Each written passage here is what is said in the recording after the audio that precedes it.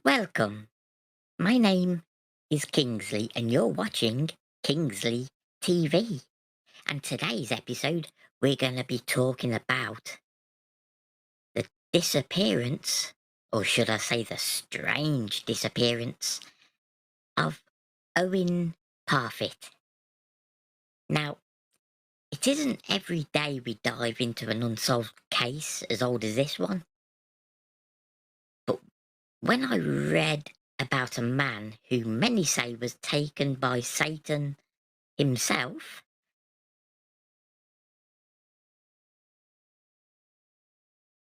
I was incredibly intrigued. Of course, given the age of this case, pictures will be sparse, but luckily, newspaper archives are available to us that lay out this story very, very well. So, without much further ado, let's jump right into the story behind Owen Parfitt's baffling disappearance.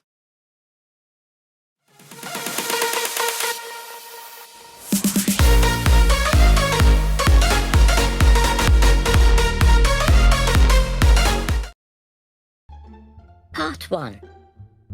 Who was Owen Parfitt? From all accounts online, even those from articles published in the 1800s, Owen wasn't necessarily a kind man, not very liked, though he could have just been rather abrasive given his past. But his story begins in the late 1700s. At this time he was living in Shepton Mallet in southwest of England. But before settling down there, he served some time in the military, stationed in Africa, and was apparently quite the womanizer, bit of a tosser. Among the numerous stories he would retell to those around town, many of which were believed to be fabricated, other words, he spoke out of his arse.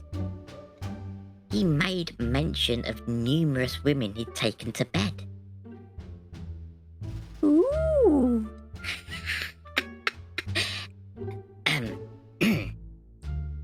Not only this, but he described himself as an incredibly fearless soldier, talking of various battles he'd taken part in during his time serving in the military. Even before this, however, he spoke of his life of crime that included piracy.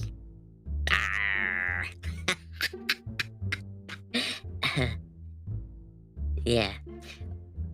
All these stories and experiences seem to have caught up with Owen.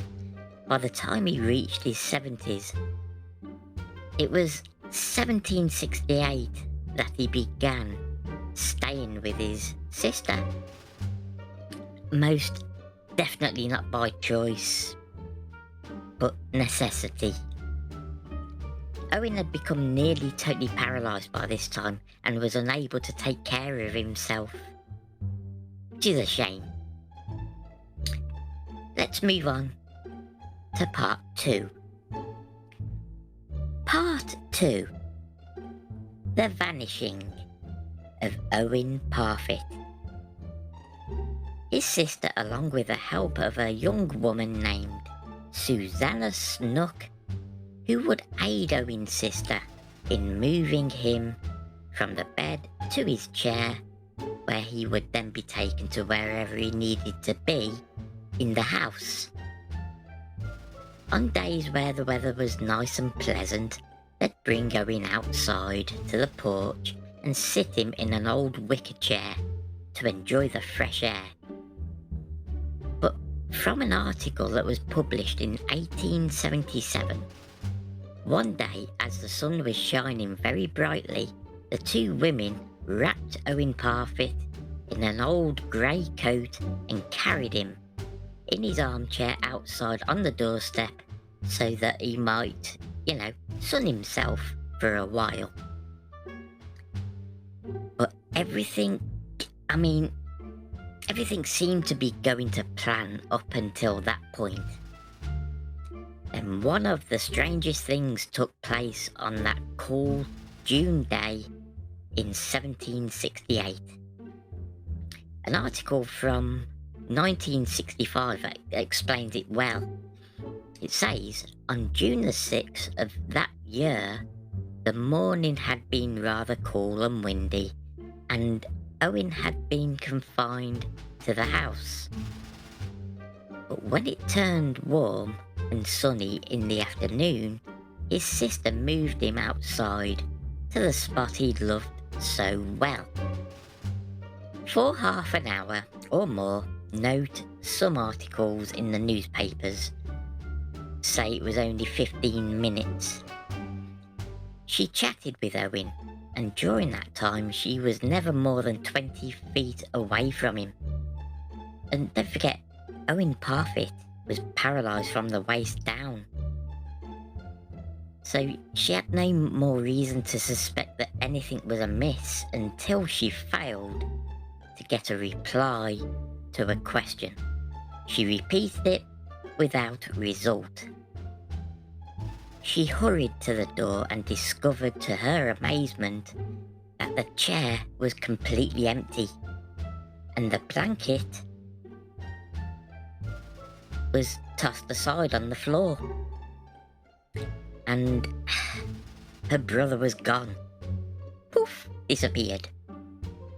A man who couldn't walk and was just a few feet from someone just totally vanished. It's weird, isn't it?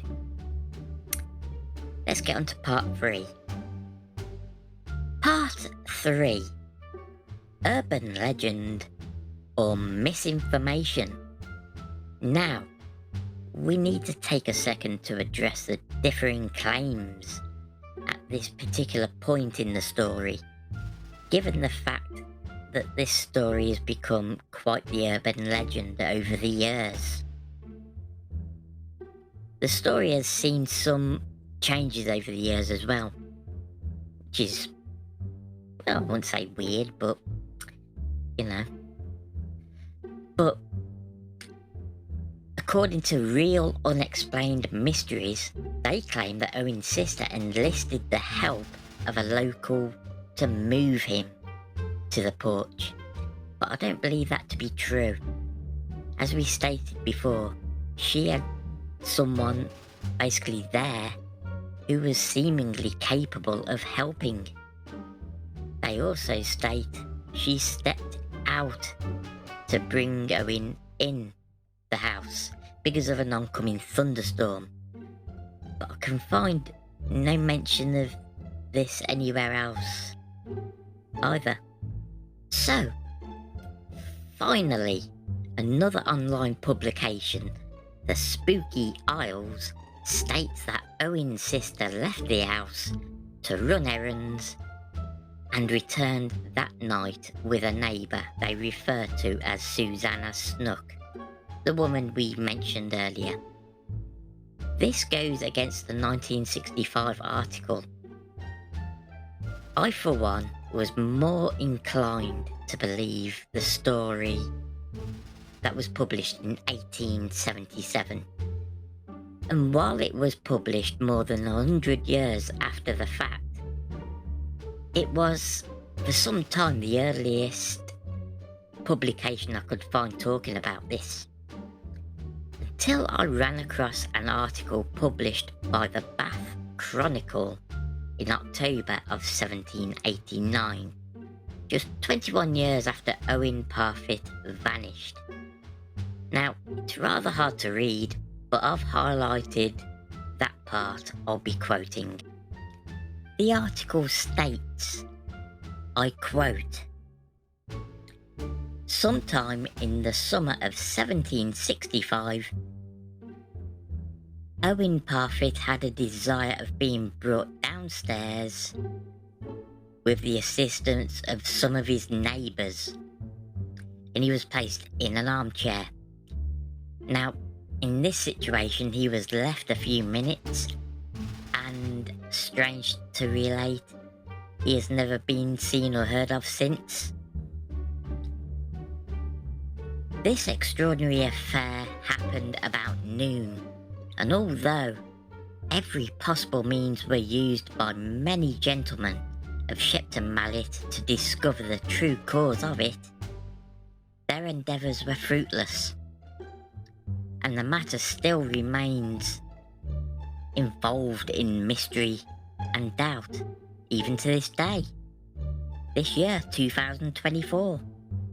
So finally, we know that the woman that aided Owen's sister was likely a neighbour, Susanna Snook, and that Owen was likely alone for a short amount of time, but there is no mention of his sister leaving the home for an extended period of time. Still, how did Owen just vanish like that? Let's look a little more into what took place right after. Then we'll hop into some theories and wrap this up. Part 4. The search for Owen Parfitt. The first alarm was raised by Owen's sister, who was found by Susanna Snook, the neighbour. Now, Susanna, she'd found Owen's sister crying bitterly for the loss of her brother. So Owen's sister was the first person to notice him gone. This likely came from her venturing out to make sure that he was okay after not responding to her questions. The article goes on to state that the word of Owen Parfitt, a man nearly everyone knew, had gone missing, and this spread very quickly. Neighbours and police made their way up and down countless roads, connecting back to the Parfitt house. Now, they walked miles and miles through fields and even dragged several nearby rivers, but nothing came from their efforts. It really seemed that Owen Parfitt had simply up and left. The only thing is, he was paralysed from the waist down. So how could he? Even if he'd somehow mustered up the strength to make it out of his chair, there was no way someone would not have seen Owen dragging himself across his yard. I mean, in an 1877 article, it states his cottage was on Turnpike Road, surrounded by other cottages close at hand, and 100 yards from the streets of the town. So not only were there many neighbours that could have seen Owen, but he was only just a stone's throw away from the streets that many people would be commuting into town on. Still, despite the mystery, the search continued for Owen Parfitt for 2 days. I just wanted to make that clear. You'd think it'd be a lot longer than that, but anyway, there was mention of a very heavy rain and thunderstorm coming the night Owen Parfitt vanished. And people just thought that he wasn't going to be found, and if he was, he wouldn't be alive. I mean, the 4,000 to 5,000 people who lived in the town slowly but surely stopped their efforts to find Owen Parfitt, and his story was cast aside into the urban legends that haunt many young boys and girls today. The only problem is, this isn't a legend, and this is where we can talk about the strange theories that have come about in Owen's case. We'll bring them up in part 5. Part 5. Possible explanations and more legends. Now, the most logical explanation to Owen Parfitt's vanishing is that someone took him at some point in that day when his sister and the neighbour were away running errands. Someone, most likely at least two people, came onto the porch and took him away for reasons unknown.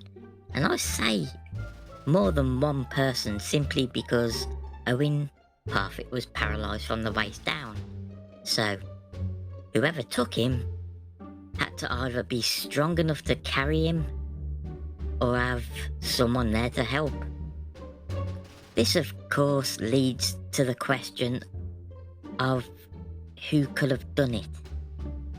Well, some believe those stories he told about his days wreaking havoc may have actually had some kind of truth to them. And I'd say this isn't too far-fetched of an idea, really. It seemed as if Owen did a lot of people wrong, and perhaps some of those people lived nearby and were tired of hearing about it regularly. From what I've read, none of the neighbours' houses were searched. So who's to say that he wasn't carried off to another house and held captive there until his final days? It would be near impossible to look in now, but I believe searching the nearby houses was a missed opportunity. Even so, how could someone have made it off with him just so quietly? He could still speak, so surely someone were trying to, if someone was trying to grab him, then you'd think he'd scream for help. Another less plausible theory is that Owen was simply tired of living in that house and just simply up and left on his own. This theory would, insinuate that the paralysis was all an act, and the man had decided it had gone on for far too long. If he had been faking it though, well, his legs would still be incredibly weak after not being used for such a long amount of time, and I find it very unlikely that a man in his 70s with hardly any muscle left on his legs could just simply run off and hide. Also, the neighbours and those passing by would have surely seen Owen, a man known to be paralysed and rude, stumbling across his yard. But also, to add to this strange mystery, a good few years after Owen Parfitt vanished, some skeletal remains were found. Yeah. And people thought, thank goodness he's finally been found. He can be laid to rest. But sadly, after further examination of the skeletal remains, it turned out that they belonged to a female and not Owen Parfitt. So therefore, Owen Parfitt, his disappearance is still a mystery, even to this day. Even to this year of 2024, nobody knows what happened to him. Finally, and I'm sure you've guessed this, given the title of the video, and the thumbnail photo with Toby dressed as the devil.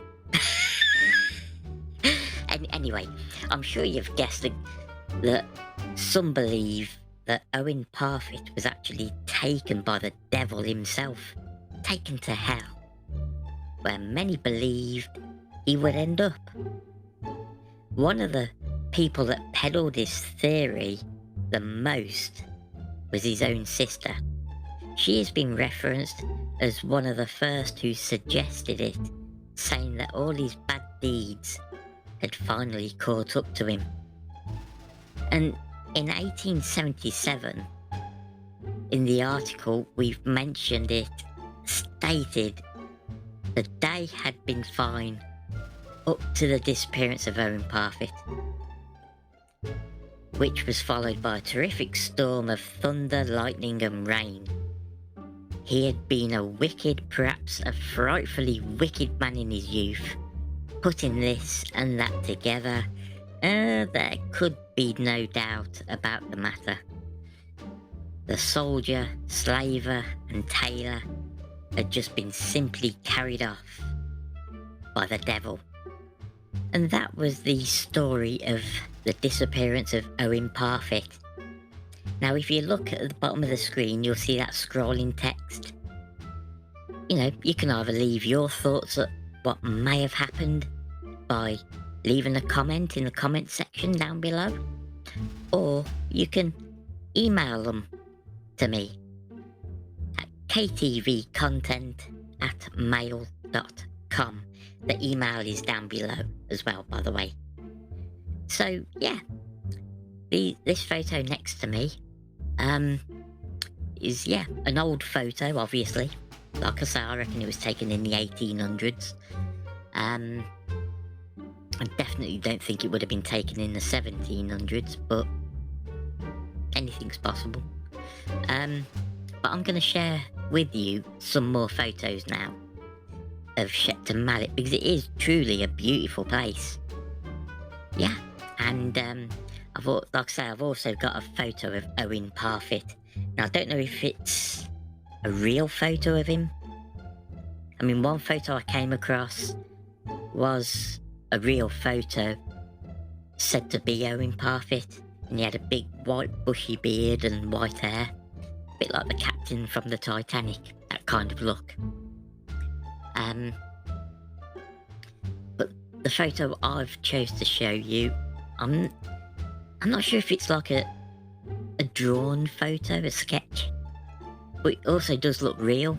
So maybe it is a real photo of Owen Parfitt that's just simply been enhanced in some software. So let's get and show you the rest of these photos, because Toby, he's crossing his legs. He needs his wee-wee. He needs his walkies. Oh, his ears have gone up. Yeah, Toby, almost done. So here's some more photos. So here's some more photos of Shepton Mallet in southwest of England. So as you can see those arches, I mean, looks quite a nice place in the summer or the winter with all the snow.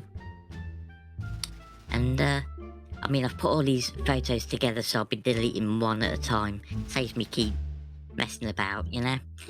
So yeah, that's the one photo. Here's another photo. Looks nice to have a picnic, take your children and have a little play in the garden, like a game of football or something. There's not really any room to have a game of football, but still. Catch a ball. I don't know. Try not to get stung by bees. And then the next photo. This is Shepton Mallet, the town centre. And some of these buildings as well are still there to this day, obviously. So you've got this stone monument, which, you know, is pretty cool. And we've got some other photos here. Next. Now these are people's cottages. Yeah, they look beautiful. Wonder if they're haunted. Yeah, I mean, fancy living there. I mean, the tiled roof looks a bit crap. I mean, it looked nice with like a thatched roof. Look at me sounding like a homing expert. But let's go. Toby, next one. Now that's more of a sinister looking photo. Very dark. Very mysterious. Ish. Yeah. Would be a nice place to go. Toby, next. When I say next, you change it, okay? Next. Next. Toby, stop licking your bum. Ugh. What do dogs do that? Next photo, please, Toby. Thank you. It's another home? I'm not sure if that's a home or a pub or... It's nicer. Next photo, please, Toby. And this is the photo, apparently, of, well, Owen Parfitt. He looks like a miserable git, doesn't he? But, yeah, that's apparently a photo of him without the beard. So, it looks more like a pencil drawing now. I think it is, you know. But like I said, perhaps, you know, you can turn real photos in photo editors into what, you know, you can make them look like a drawing, so maybe that's what they've done. But anyway, I thank you so very, very much for watching, and I look forward to doing the next video for you, which is going to be called Mel's Hole. Yeah, Mel's Hole. Mel, M-E-L. I've got a bit of a cold coming, I think. Mel's Hole. Yeah, it sounds really wrong, but it's not what you think. Really. So I think you'll enjoy that. That'll be episode 2. Okay then. So thank you very, very much for watching, and don't forget to like, share and subscribe. I don't ask for money donations or anything like that.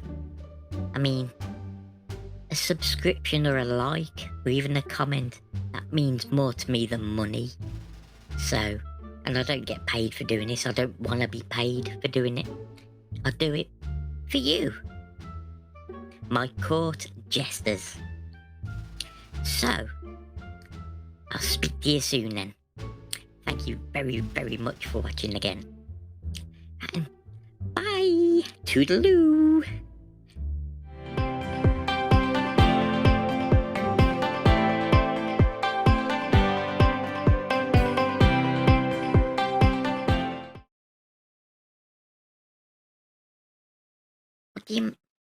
What do you mean you've got worms, Toby?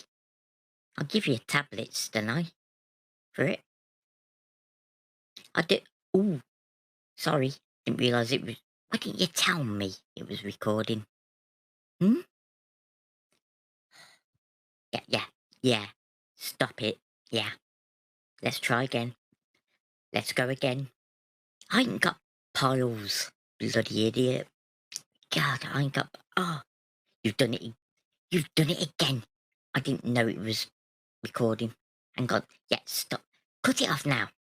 Cut it off. Now, Toby, where are you? I've moved my chair over here. Yeah. Where are you? Toby. Toby, will you get here now, please? Toby.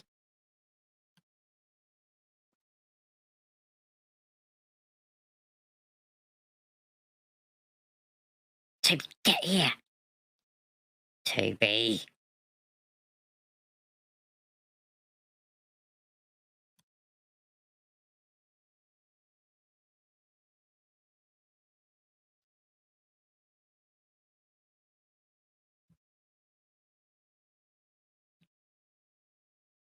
Toby, get here. Toby.